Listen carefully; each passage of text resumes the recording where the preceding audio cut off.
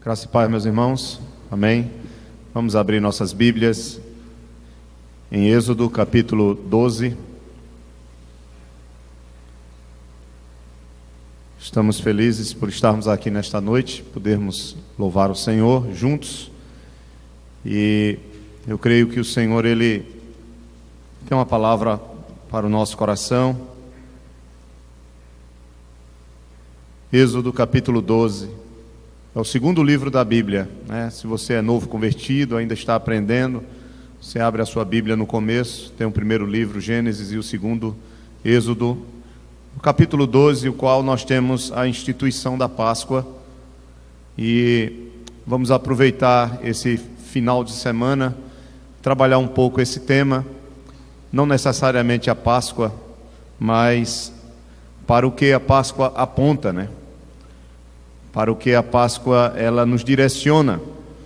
E eu convido vocês para acompanharem a leitura e depois não fechar a sua Bíblia, mas ficar com a sua Bíblia aberta. Nesse capítulo nós vamos ler do verso 1 até o 13 e depois nós vamos ler o 22 e o 23, o verso 22 e o 23 do mesmo capítulo. Disse o Senhor a Moisés e a Arão na terra do Egito: este mês vos será o principal dos meses, será o primeiro mês do ano. Falai a toda a congregação de Israel, dizendo: aos 10 deste mês, cada um tomará para si um cordeiro, segundo a casa dos pais, um cordeiro para cada família. Mas se a família for pequena, para um cordeiro, então convidará ele o seu vizinho mais próximo, conforme o número das almas ou das pessoas, conforme o que cada um puder comer. Por aí calculareis quantos bastem para o cordeiro. O cordeiro será sem defeito, macho de 1 ano. Podereis tomar um cordeiro ou um cabrito, e o guardareis até ao 14º dia deste mês, e todo o ajuntamento da congregação de Israel o imolará no crepúsculo da tarde. Tomarão do sangue e o porão em ambas as ombreiras e na verga da porta, nas casas em que o comerem. Naquela noite comerão a carne assada no fogo, com pães asmos e ervas amargas a comerão. Não comereis do animal nada cru, nem cozido em água, porém assado ao fogo, a cabeça, as pernas e a fressura. Nada deixareis dele até pela manhã. O que porém ficar até pela manhã, queimá-lo-eis. Desta maneira o comereis: lombos cingidos, sandálias nos pés e cajado na mão. Comê-lo-eis à pressa, é a Páscoa do Senhor. Porque naquela noite passarei pela terra do Egito e ferirei na terra do Egito todos os primogênitos, desde os homens até aos animais. Executarei juízo sobre todos os deuses do Egito. Eu sou o Senhor. O sangue vos será por sinal nas casas em que estiverdes. Quando eu vir o sangue, passarei por vós, e não haverá entre vós praga destruidora, quando eu ferir a terra do Egito. Vá para o verso 22 agora, nesse mesmo capítulo, e o 23. Tomai um molho de hisopo, molhai-o no sangue que estiver na bacia, e marcai a verga da porta e suas ombreiras com o sangue que estiver na bacia. Nenhum de vós saia da porta da sua casa até pela manhã, porque o Senhor, veja, o Senhor passará para ferir os egípcios. Quando vir, porém, o sangue na verga da porta e em ambas as ombreiras, passará o Senhor aquela porta e não permitirá ao destruidor que entre em vossas casas para vos ferir. Amém. Deixe a palavra do Senhor aberta, que o Senhor nos abençoe em nome de Jesus. Meus irmãos, o texto que nós acabamos de ler, ele narra a instituição da Páscoa do Senhor. A Páscoa que deveria ser uma festa em que a nação de Israel comemoraria todos os anos para lembrarem deste dia. aqui é o dia em que o Senhor está ordenando ao seu povo a celebrarem a Páscoa do Senhor, o imolar o cordeiro, para que as portas de suas casas sejam manchadas pelo sangue do animal, e ali o Senhor não possa ferir com a morte os primogênitos dos judeus. Na verdade, meus irmãos, a ordem que Deus dá a Moisés e a Arão, ela acontece no capítulo 11. No capítulo 12, a partir do versículo 1 em diante, nós já temos Moisés e Arão orientando o povo, e o povo colocando em prática a Páscoa do Senhor. Na verdade, essa festa, ela marcará o início da nação, ou do nascimento da nação de Israel. Essa festa marcará também a sua libertação, a libertação daquele povo que estava cativo há praticamente 400 anos nas mãos dos egípcios, e ali naquele momento, com aquela última praga, a 10ª praga, a praga que Deus iria derramar contra todo o primogênito, quer dos homens ou quer dos animais, o povo de Israel seria praticamente expulso daquela nação e começaria a sua jornada pelo deserto e se tornaria um povo que conheceria ainda mais o seu Deus e estaria ali para servi-lo e honrá-lo, onde Deus iria instituir a sua lei e revelar àquele povo a sua vontade e a sua glória, como ele já tinha revelado, para que daquele povo viesse o Salvador. É claro, irmãos, que nós estamos aqui num texto do Antigo Testamento, mas nós precisamos entender que quando o homem caiu e o homem pecou, o Senhor, ele já tinha determinado a salvação desse pecador. E essa salvação, ela iria acontecer durante um processo histórico. Nesse processo histórico, para Deus salvar o pecador, ele escolhe uma família.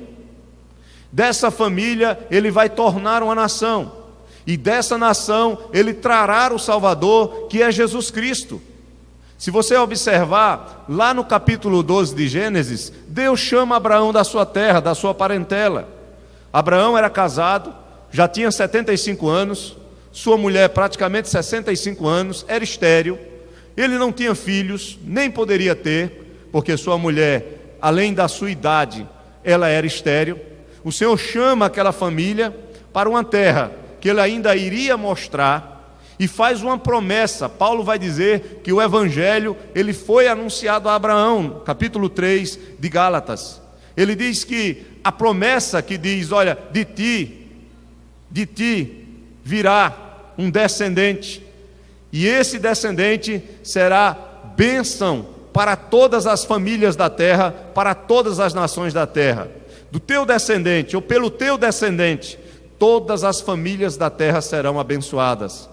Paulo interpreta esse texto no capítulo 3 de Gálatas, no verso 16, e diz que esse descendente, que seria bênção ou vida para as nações da terra, é o Senhor Jesus Cristo.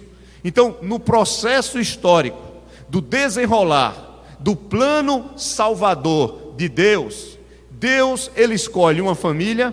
Essa família aqui no nosso texto já é um grande povo, já são centenas e milhares de pessoas chamadas de israelitas ou de judeus, porque descendem do povo do Senhor. Aqui eles ainda não são chamados de judeus, mas é o povo de Israel, é o povo que vem de Jacó, que tem o seu nome mudado por Deus para Israel, povo que descende daquelas 12 tribos, e que aqui já está grande, já tem crescido. Vocês conhecem a história. Faraó se assusta com o crescimento desse povo e com a multiplicação dele, ao ponto de ordenar as parteiras para matarem os filhos homens de todas as crianças que nasciam desse povo. Escravizou esse povo, maltratou esse povo. Mas Deus tem os seus planos, e os planos de Deus não podem ser frustrados. E nesse plano de Deus, ele salvaria o seu povo dessa escravidão e lhe fazia um povo agora que lhe conheceria melhor e conduziria assim o seu plano redentor para todas as nações da terra, na pessoa de Jesus Cristo, que viria com mais de centenas de anos depois. No texto que nós lemos, irmãos, essa festa ela traz aspectos ou verdades que apontam para a obra do nosso Salvador Jesus Cristo. A ordenança da Páscoa, ela aponta já há muitos anos antes para o que Jesus Cristo iria fazer conosco. É interessante que nesse texto que nós acabamos de ler, nós vamos perceber que quem não tinha o cordeiro, a consequência seria o quê? A morte.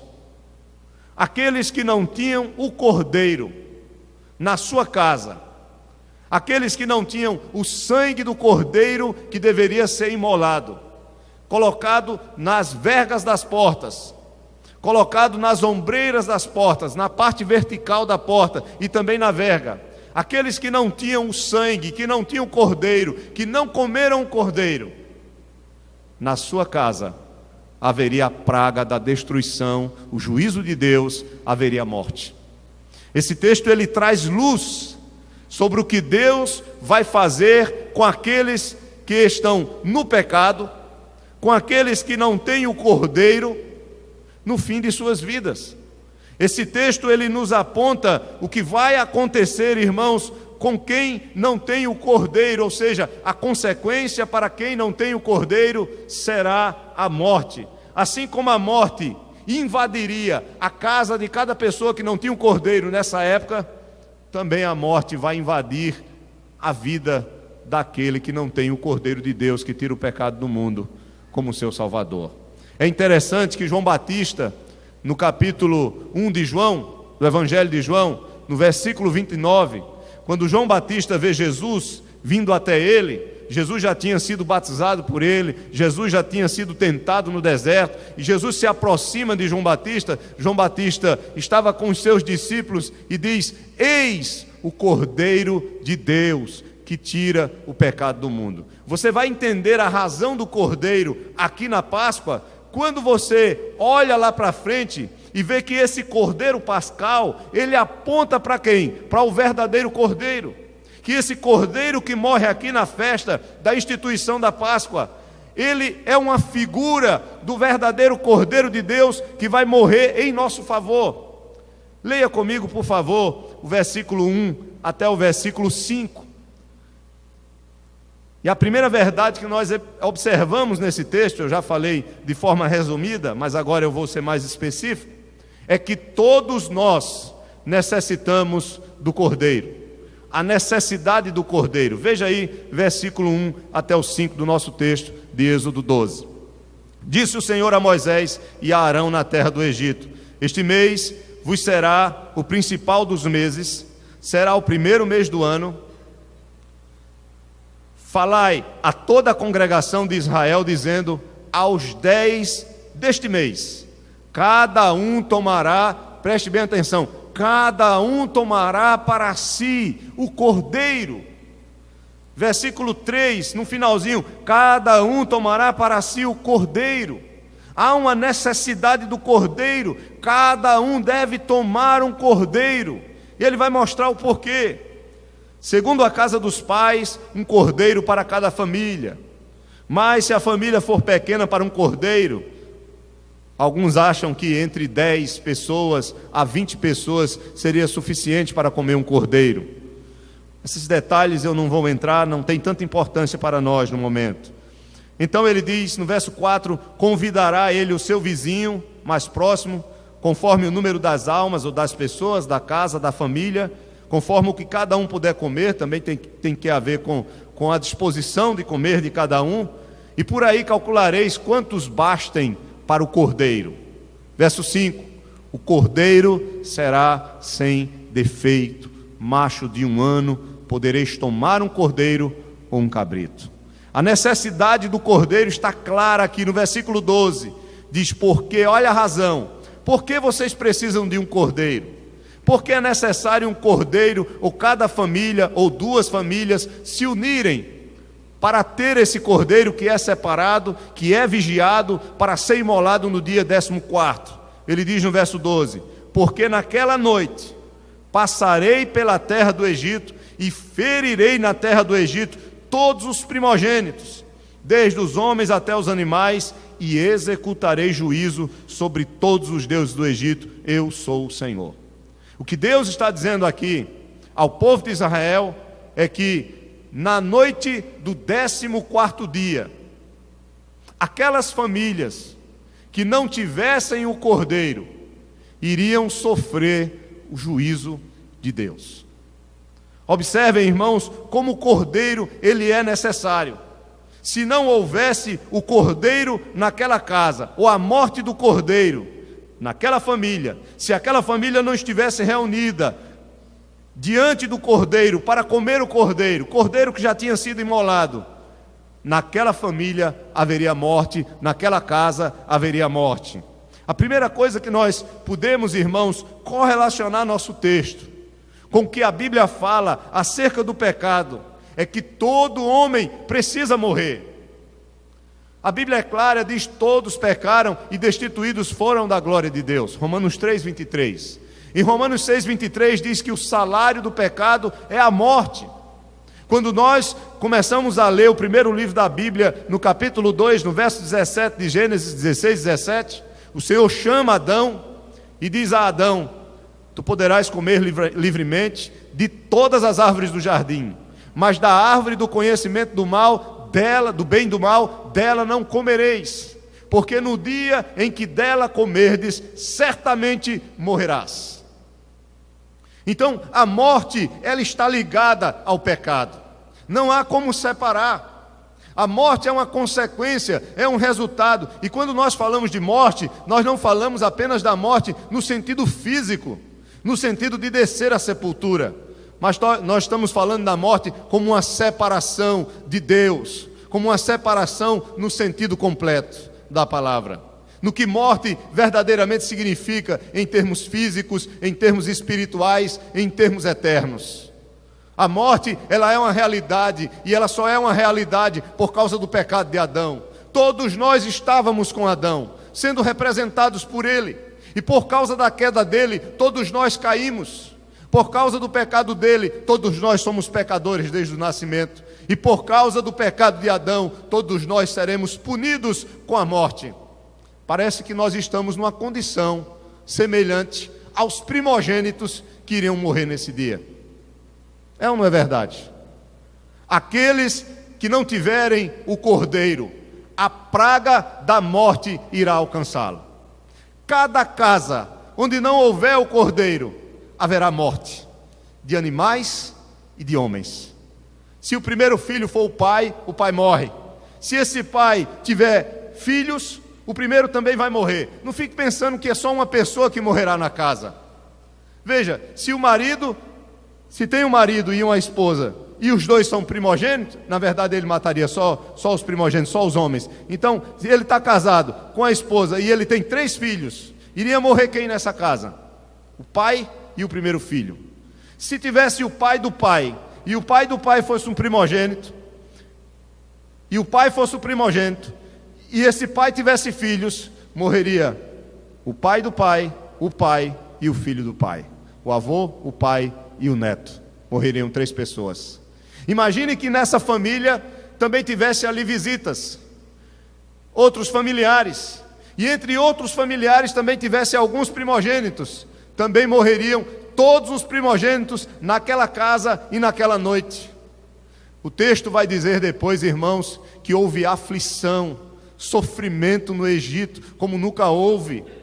As pessoas sofreram naquele dia o que nunca sofreram e o que nunca iriam passar de novo. A morte iria reinar, o juízo iria reinar, o juízo de Deus naquela nação. Será que vai ser diferente no dia quando o Senhor Jesus voltar? A Bíblia diz lá em Apocalipse que muitos vão querer se esconder e vão até clamar sobre as pedras para caírem sobre eles, porque eles não querem enfrentar a ira de Deus e a ira do Cordeiro, a ira de Cristo. Será que será diferente no dia quando Jesus voltar? Será que não há uma relação entre esses primogênitos que irão morrer com todos os que são pecadores, mas que não têm o Cordeiro? Porque o texto é claro: quem tiver o Cordeiro na sua casa vai escapar desse juízo. Vejam, o que é que nós estamos falando? A necessidade do Cordeiro. O Cordeiro é necessário. Se coloque na época. Se você estivesse na época com sua família, e você estivesse ali com seus filhos, ouvindo a palavra de Deus pelos seus profetas, por Moisés e Arão, e eles dissessem: olha, vocês precisam separar um cordeiro no 10º dia, porque Deus vai derramar a última praga. Chegou o tempo do juízo de Deus. Ele já derramou 1, 2, 3, 4, 5, 6, 7, 8, 9 pragas. E Faraó está com seu coração duro. Os egípcios estão com seus corações endurecidos. Mas ele vai derramar a última praga, e nessa última praga não haverá mais como Faraó sair dessa situação.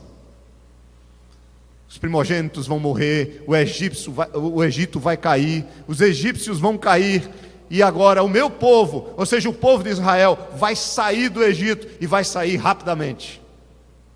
Será liberto da sua escravidão. Haverá morte. Veja a sua Bíblia em 1 Pedro, capítulo 1, 19. Se você estivesse ali ouvindo as palavras de Moisés e Arão, a minha pergunta é: você correria ou não para separar um cordeiro para a sua família? Se você estivesse lá, ouvindo as palavras de Moisés e Arão, você iria ou não iria no 10º dia separar o cordeiro dos outros cordeiros, macho, até 1 ano, sem defeito, para o 14º dia ele ser imolado? Veja, 1 Pedro, capítulo 1, verso 19, que esse cordeiro, quando João Batista disse no 1:29, eis o Cordeiro de Deus, apontando para Jesus, ele caminha no mesmo entendimento que todos os apóstolos também vão caminhar, de que esse Cordeiro Pascal, ele aponta para Jesus Cristo. 1 Pedro, capítulo 1, versículo 19, verso 18 e 19, vamos ler o 18 e o 19.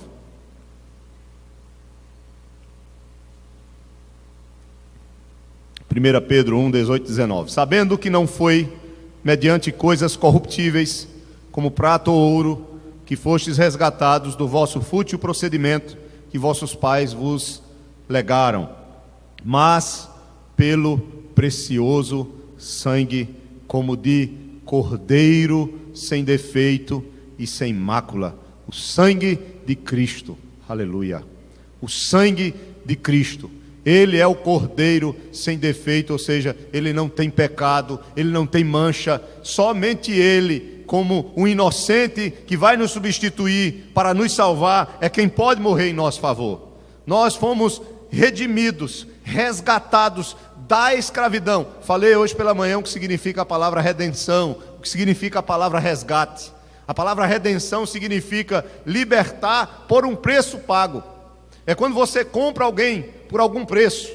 O escravo naquela época de Cristo, ele era comprado por alguém para que ele pudesse ser livre. Alguém benevolente pagava o preço daquela vida e dava liberdade àquela vida. O termo redenção e resgate, nós fomos redimidos, resgatados, libertos por um alto preço que Jesus pagou com o seu próprio sangue, com a sua própria vida, nos comprou para Ele, para que pudéssemos viver a liberdade da vida de filhos de Deus. Essa é a realidade. Volto para o capítulo 12 de Êxodo. A primeira verdade que eu posso entender é que há uma necessidade do cordeiro. Em cada casa, em cada família, cada um precisa tomar o cordeiro para si. Por quê? Porque haveria juízo sobre um povo chamado o povo egípcio. Haveria morte. E a minha pergunta é: será diferente com aqueles que estiverem na mesma condição? Porque todos somos pecadores. O povo egípcio, ele representa, de modo geral, todos os pecadores com os seus primogênitos. Essa é a primeira verdade que está relacionada à necessidade do cordeiro, dentro desses versos do 1 ao 5 e o verso 12. A segunda verdade que está relacionada a essa primeira, vamos dizer assim, verdade maior, a necessidade do cordeiro, é que somente um substituto, nós acabamos de ler, sem defeito, podia livrar o povo dessa situação. Não era um cordeiro qualquer, era um cordeiro com até 1 ano. Esse cordeiro deveria ser sem defeito. Veja aí o versículo 5 do nosso texto, Êxodo 12, 5. O cordeiro será sem defeito. O que foi que Pedro disse, irmãos? Nós fomos resgatados pelo precioso sangue como de cordeiro, sem mácula, o sangue de Jesus Cristo. O cordeiro é sem defeito, porque somente um animal inocente e sem defeito poderia cumprir com o papel de um substituto, nesse caso aqui da Páscoa, de um substituto para aquela família. Assim também, somente um homem perfeito, santo, sem pecado, é que pode assumir o meu lugar, me substituir, para que a punição que é reservada para mim, que é a morte, que é o juízo de Deus, caia sobre ele, ele suporte essa ira de Deus, esse juízo, e ao mesmo tempo seja obediente à vontade desse Deus em todas as coisas, porque ele não tem mácula, ele não tem mancha, ele é o Cordeiro de Deus que tira o pecado do mundo, que é santo e que cuida de nós. É isso, irmãos, que Apocalipse capítulo 5 vai dizer. Deixo marcado aí em Êxodo 12. Vamos dar um pulinho lá em Apocalipse, o último livro da Bíblia. Maravilhoso é que a Bíblia, a palavra do Senhor, ela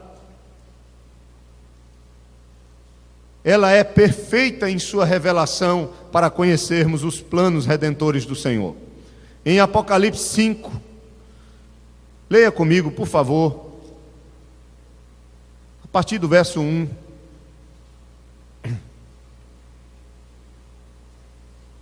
Apocalipse 5, verso 1 diz assim: Vi na mão direita daquele que estava assentado no trono um livro escrito por dentro e por fora, de todo selado com 7 selos. Esse livro representa o plano de Deus, o plano que ele vai realizar para salvar os seus.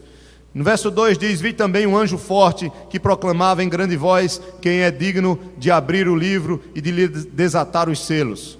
Ora, nem no céu, nem sobre a terra, nem debaixo da terra, ninguém podia abrir o livro, nem mesmo olhar para ele.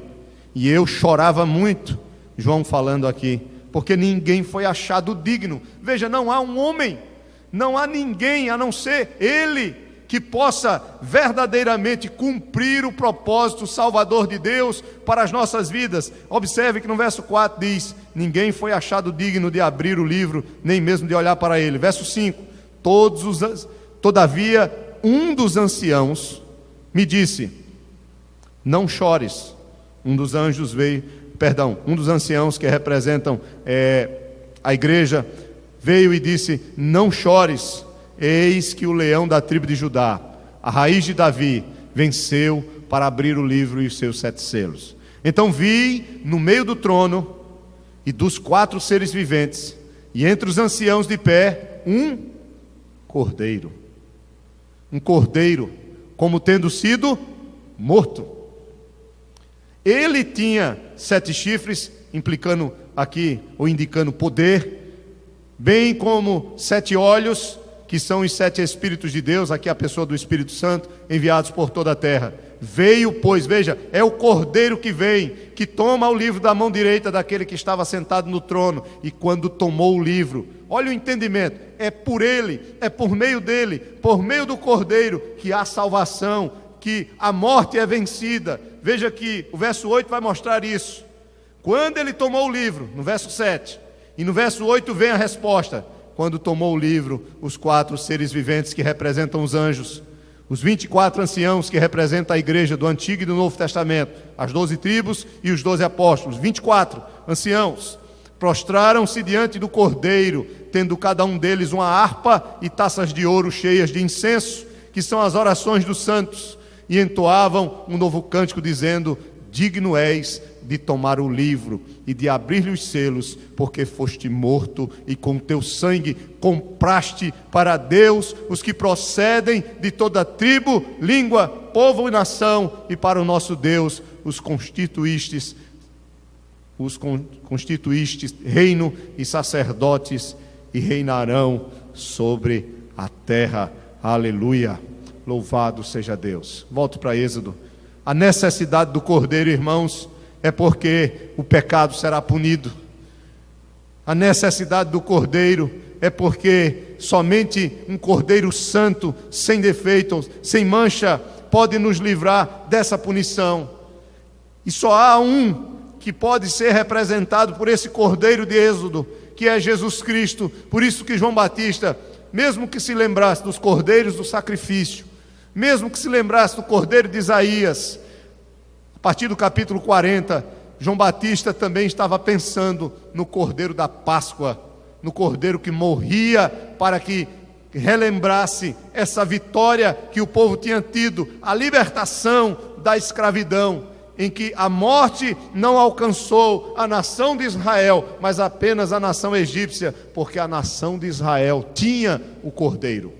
Cada um tinha um cordeiro na sua casa. Necessitamos do cordeiro.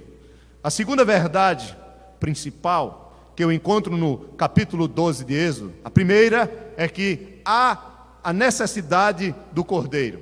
A segunda é que há uma necessidade de que esse cordeiro morra, que esse cordeiro tenha o seu sangue derramado, que haja, o imolar, a morte do cordeiro, o sacrifício do cordeiro. Leia comigo, por favor, versículos 6 e 7 no nosso texto.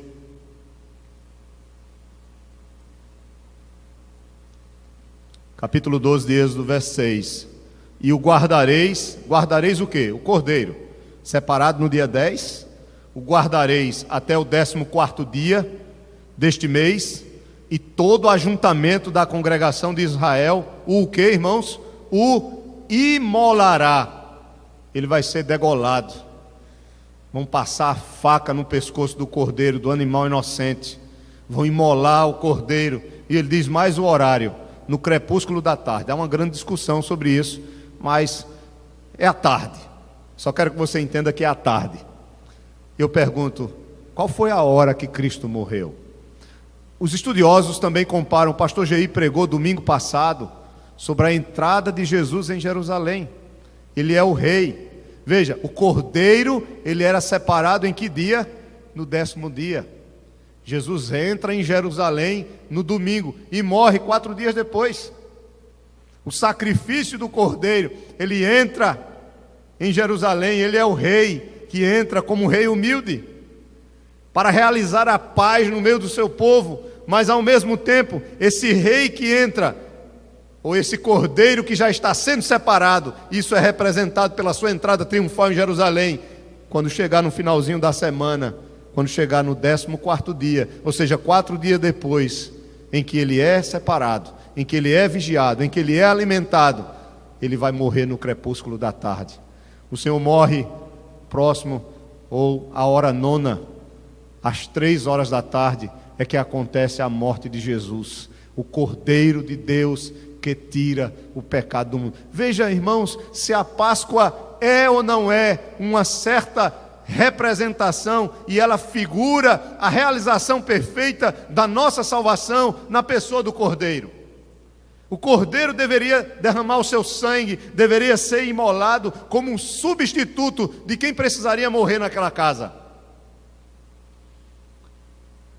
Veja, versículo 13 do nosso texto. Olha o que Deus diz aqui no verso 13 de Êxodo 12. O sangue vos será por sinal nas casas em que estiverdes. Quando eu vir o sangue, passarei por vós. A palavra Páscoa significa passar por vós ou passar por cima. Palavra Pessah em hebraico. Páscoa, Pessah, significa passar por cima.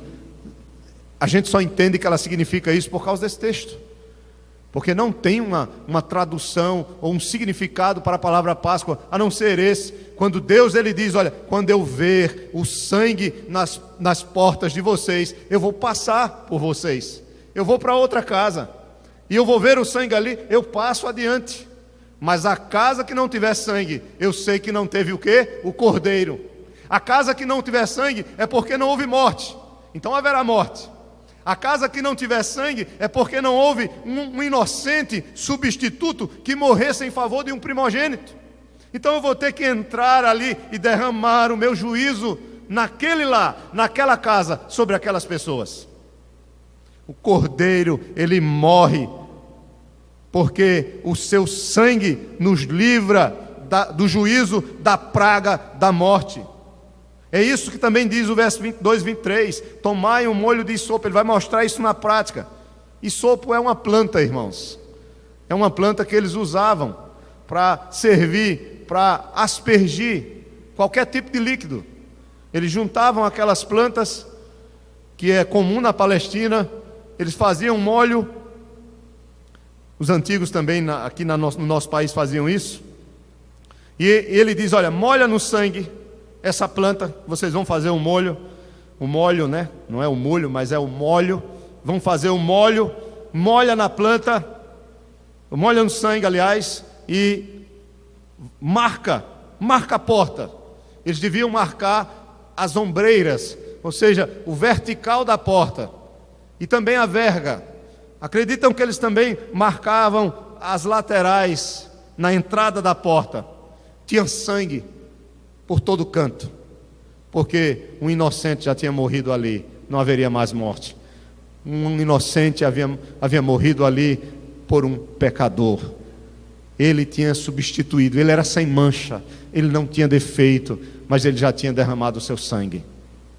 Jesus Cristo é o Cordeiro, porque ele é inocente e santo, mas ele voluntariamente dá a sua vida para que através dele nós possamos ser livrados dessa praga, desse juízo que é a morte que virá sobre todos nós. Se não tiver o Cordeiro, se o sangue do Cordeiro não tiver sobre, não nossas portas, mas sobre nossas vidas, se o sangue de Cristo não estiver sobre nossas vidas, nós estaremos perdidos. Veja o que diz, deixe marcado, vá mais uma vez a Apocalipse capítulo 1.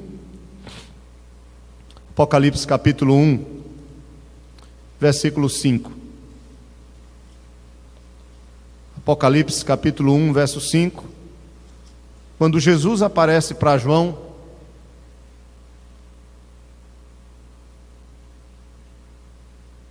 ele dá uma ordem a João, para que João possa escrever esse livro, ou essas cartas, essa revelação, que o Senhor Jesus daria para ele, para as 7 igrejas da Ásia, que representam toda a igreja do Senhor, que está enfrentando tribulações e morte por causa de sua fé.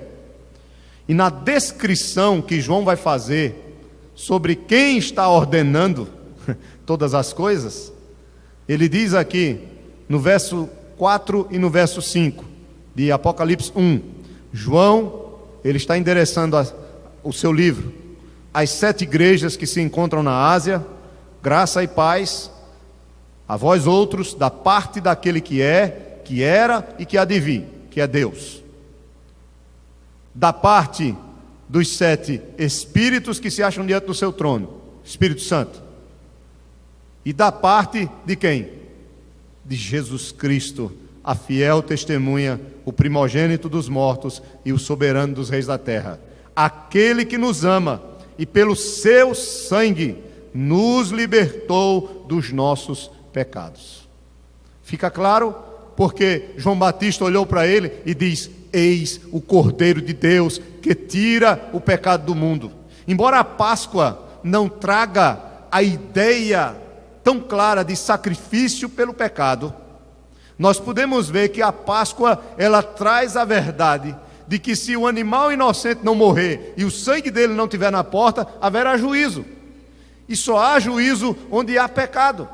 Então uma coisa leva a outra. São os cordeiros de Levítico, do livro de Levítico, que vão ser sacrificados pelo pecado, pela culpa, que representam mais claramente o sangue do cordeiro que é derramado pelo pecador. Mas mesmo assim na Páscoa eu posso entender que esse cordeiro pascal, que o seu sangue, o sangue do cordeiro, há uma necessidade da morte do cordeiro, porque nós precisamos do seu sangue. Nós precisamos que ele morra. O sangue simboliza que o cordeiro deu a vida, que o animal inocente deu a vida por aquelas pessoas. porque a família que estava ali, dentro de casa, com aquele cordeiro imolado, com sangue nas suas portas, estava protegida. Por isso que o Senhor disse: não saia, não saia, não saia da sua casa, não saia na sua porta, fique dentro de casa, coma o cordeiro, o sangue é que vai ser a marca. Quando eu ver o sangue, eu passo, eu não derramo o juízo sobre aquela família. Aleluia, porque nas nossas vidas, esse cordeiro de Êxodo aqui, ele é figura de Jesus Cristo, como Pedro disse, que nós fomos resgatados pelo sangue precioso do cordeiro, sem mácula, o sangue de Cristo. Somente em Cristo nós podemos ter a vida eterna. Paulo, escrevendo aos Coríntios, no capítulo 5, verso 7, ele fala sobre a importância da santidade na vida, porque Cristo é o nosso Cordeiro Pascal. Ele diz isso claramente: Cristo é o nosso Cordeiro Pascal. Por isso a nossa vida tem que ser uma vida que seja em santidade, uma vida sem fermento, como vinha a festa posterior à festa da Páscoa, ligada à festa da Páscoa, que era a festa dos pães asmos. Eu não vou entrar porque gastaríamos mais tempo. Então, qual é a primeira verdade no texto de Êxodo? Nós necessitamos do cordeiro. Qual é a segunda verdade? Nós necessitamos do sangue do cordeiro. Eu não posso ter só o cordeiro. Se o cordeiro tivesse vivo, eu estaria perdido da mesma forma. Veja que uma coisa leva a outra. Uma coisa leva a outra, indutivamente. O sangue do cordeiro é necessário. Se eu tenho cordeiro, mas não tenho sangue, então não adianta. Não adianta você conhecer a Cristo simplesmente por uma fé histórica. Ah, eu creio em Jesus, que Jesus morreu, que Jesus foi um grande exemplo. Não adianta. Se a sua fé não se apropria verdadeiramente do que Ele realizou por você, se você não entende que é pecador, que você está perdido, se não tiver o cordeiro, se você não crê que Ele, como um inocente, lhe substituiu, me substituiu, para que a ira de Deus que estava destinada a mim caísse sobre Ele, se você não crê nisso, você não escapará. Não basta apenas acreditar que o cordeiro morreu, mas é necessário que você creia na sua condição e que desesperadamente, como um pecador, você precisa desse sangue sobre a sua vida, marcando a sua vida, para que o juízo de Deus não caia sobre você. A terceira verdade e última, para nós encerrarmos a nossa palavra hoje, está no versículo 7, parte B, mas a gente vai ler o 7 todo, até o verso 11. A terceira verdade é que nós não somente necessitamos do cordeiro, não somente necessitamos do sacrifício do cordeiro, mas nós também necessitamos de nos apropriar do cordeiro, ou seja, de comer o cordeiro. Versículo 7b até o versículo 11, diz assim, vou ler o verso 7 todo, versículo 7. Tomarão do sangue e o porão em ambas as ombreiras e na verga da porta, nas casas em que o comerem. Naquela noite, mais uma vez, comerão a carne assada no fogo. O cordeiro era assado todo, viu, irmãos? Com cabeça, com intestino, todo. Ele era queimado. Claro que as pessoas iam comer somente a carne, mas depois que ele era degolado, o sangue era colocado numa bacia e ele era queimado mesmo, queimado inteiro. Era um cordeirinho pequeno, até 1 ano.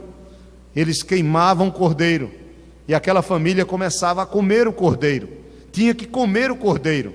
Deveriam comer a carne do cordeiro, no versículo 8, assada no fogo, com pães asmos, pão sem fermento, isso é o que significa pães asmos, e erva amarga, que deveria ser um tipo de alface, talvez a chicória, parecido com a chicória que nós temos aqui, uma erva. Alguns acham que era para relembrar do sofrimento deles. Veja que no verso 9 diz: não comereis do animal nada cru, nem cozido em água, porém assado ao fogo, a cabeça, as pernas e a fressura, ou seja, o intestino. Ele tinha que estar inteiro. Nada deixareis dele até pela manhã, o que porém ficar até pela manhã queimá-los-eis. Desta maneira o comereis. Lombos cingidos, lombos cingidos, lombos cingidos, era para quem iria andar, para quem usava vestido. Os judeus usavam túnicas, eles deveriam subir a túnica, amarrar a túnica na cintura, para que eles pudessem se locomover rapidamente. Então, cinjam os lombos, amarrem os lombos, puxa o vestido de vocês. Os homens andavam de vestido, né? Hoje tem igreja que diz que é pecado a mulher usar calça. Não sabia que os homens usavam vestido nessa época. Veja que besteira. É ou não é uma besteira? E Jesus andava de vestido. A gente vai usar o quê? Era para a gente andar de vestido também. Só que se você andar de vestido aí na rua, vão dizer o quê? Ou que você é travesti, ou é transexual, ou é outro desmantelo qualquer, não é? Então, o povo fica com essa besteira, mas o texto é claro. Os homens, puxa o teu vestido, amarra o teu vestido na cintura, e era tudo homem, tudo cava macho. Amarra o vestido na cintura, fique pronto e coma, mas coma ligeiro. Alguns acham que é coma avidamente, coma com fome, coma mesmo cordeiro. Para quê vocês vão comer o cordeiro? Para estarem fortalecidos para a jornada que vai vir agora em diante. Vocês vão ser libertos. Vocês têm que estar fortalecidos, se apropriem do cordeiro. Não só era necessário o cordeiro ao sangue dele, comam o cordeiro, se alimentem dele e comecem a andar. Isso nos faz entender, irmãos, que nós precisamos também nos apropriar de Cristo com uma fé verdadeira que continua crendo. Uma fé verdadeira que continua crendo em cada momento da vida. Não adianta você dizer, eu creio em Jesus. Não, eu creio em Jesus, mas continuo crendo, seja no momento bom da minha vida ou no momento difícil. Como Abacuque vai dizer, o meu justo viverá pela fé. É dia a dia. A verdadeira fé me faz crer. O verdadeiro arrependimento me faz arrepender cada dia.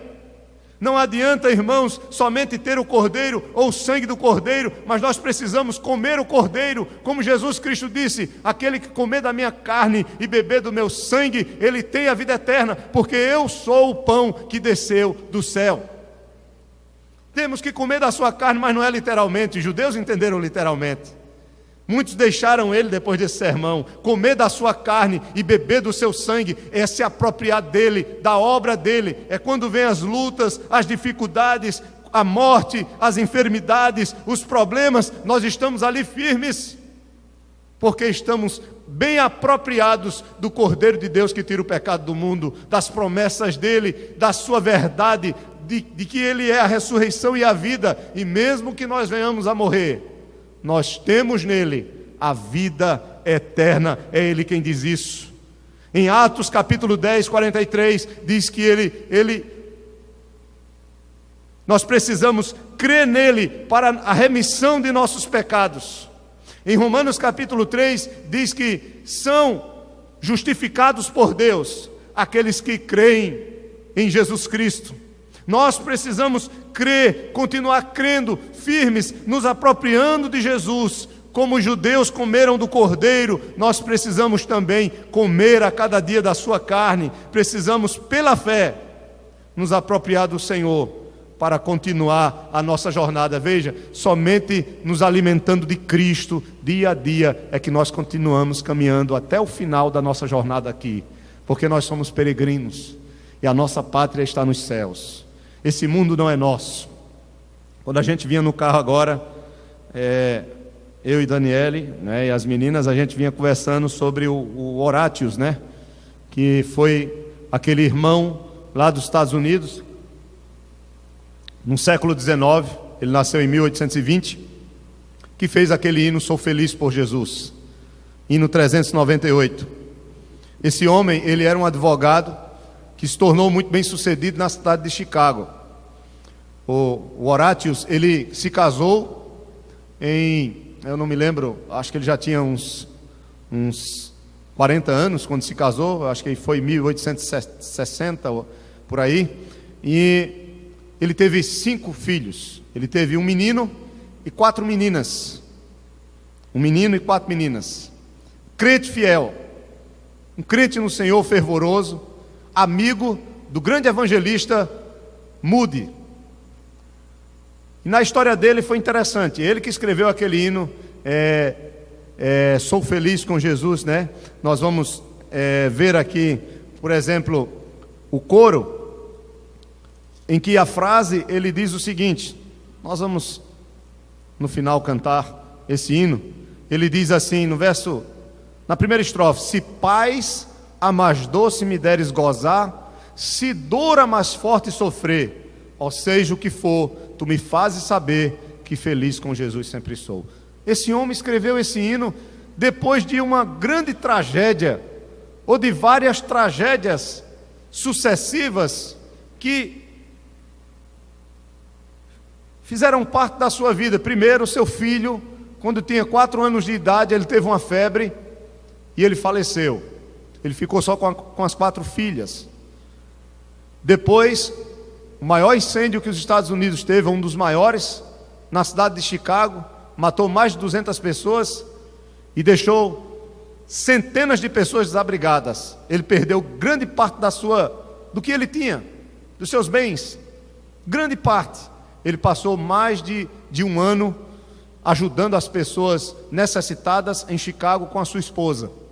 Depois, o evangelista Moody, que foi um dos maiores de todos os tempos, ele tinha ido para a Inglaterra e tinha convidado ele para ele se encontrar com Moody na Inglaterra. Ele iria pegar um navio de Nova York com a sua esposa e as 4 filhas e ir direto para a Grã-Bretanha, direto para a Inglaterra, se encontrar com Moody. Eu não me lembro o nome do local em que ele iria se encontrar.